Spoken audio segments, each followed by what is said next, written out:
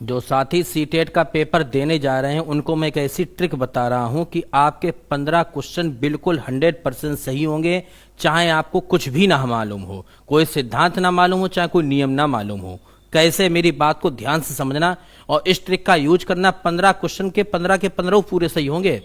जब आप सीटेट का पेपर देंगे, चाहे जूनियर वाले हों चाहे प्राइमरी वाले, तो आपके सामने जब हिंदी 30 नंबर की आएगी, 30 नंबर की हिंदी आती है, 30 नंबर की हिंदी में बाबू 2 स्टेंजा आते हैं, एक कहानी होती है और एक कविता होती है।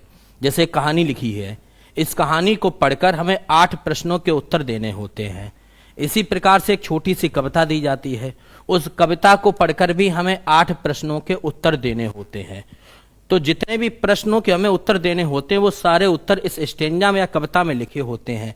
लेकिन हमारे पास परीक्षा में समय नहीं बचता है और हम स्टेंजा छोड़ देते हैं। कोई भी व्यक्ति स्टेंजा मत छोड़े, बड़े ही गणित का सवाल छोड़ देना, ईवीएस का छोड़ देना।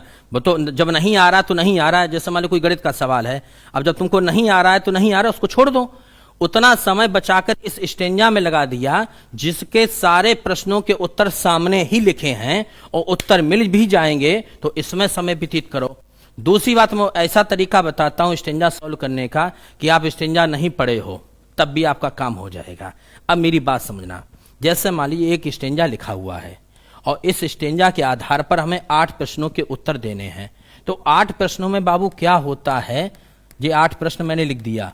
जो लास्ट वाले 3 प्रश्न होते हैं वो प्रश्न ग्रामर के होते हैं, चाहे कविता का हो चाहे कहानी का हो।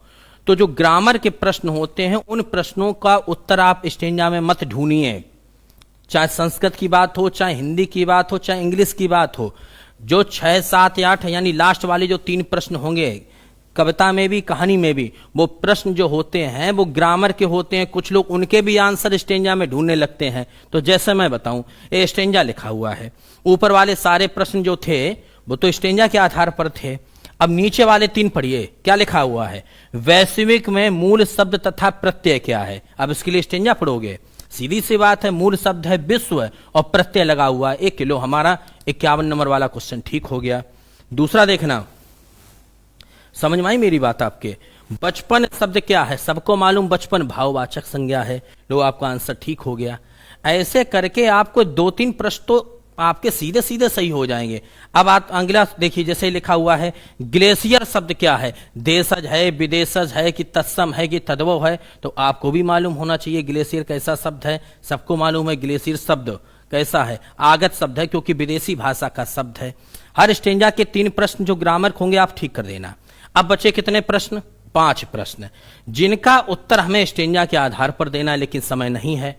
तो आप कॉमन सेंस से लगाना कि जो स्टेंजा में लिखा है वो सही तो लिखा ही होगा, और अपना विचार रखना कि हम जो सोच रहे हैं वो सही है क्या गलत है। जैसे मान लीजिए हमने स्टेंजा नहीं पढ़ा, मेरे पास समय नहीं है, तो आप पहले प्रश्न पढ़ना, गद्यांश के अनुसार चिंता का विषय क्या है। चलिए मैं बताऊं, पहला आंसर है जंगलों से संबंधित आंकड़े, जाची चिंता का विषय है। हमू नहीं लगत, ना तुम्हें लगत है। जब तुमको भी नहीं लगता है तो इसका मतलब स्टेंजा में भी नहीं लिखा होगा।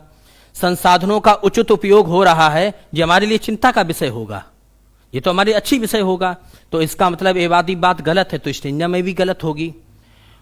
उदारीकरण की नीति बनाई जा रही है, ये बात अच्छी है कि ये चिंता का विषय है, चिंता का विषय तो नहीं है, तो ये वाली बात गलत है, तो वो वाली ऊपर भी गलत लिखा होगा। पर्यावरण के प्रति चेतना की कमी है, ये वास्तव में चिंता का विषय है।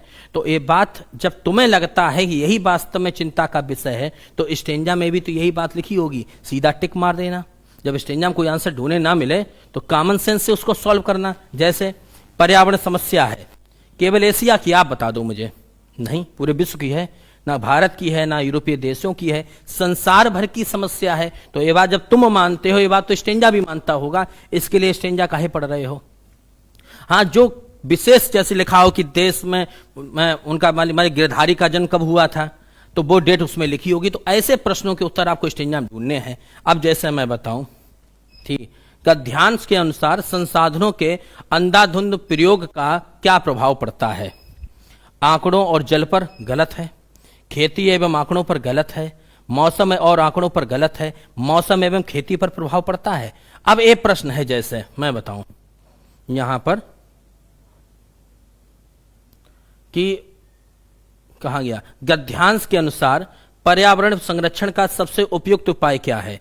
रहन सहन के स्तर में वृद्धि करना, इससे पर्यावरण सुधर जाएगा। आप बताओ मुझे।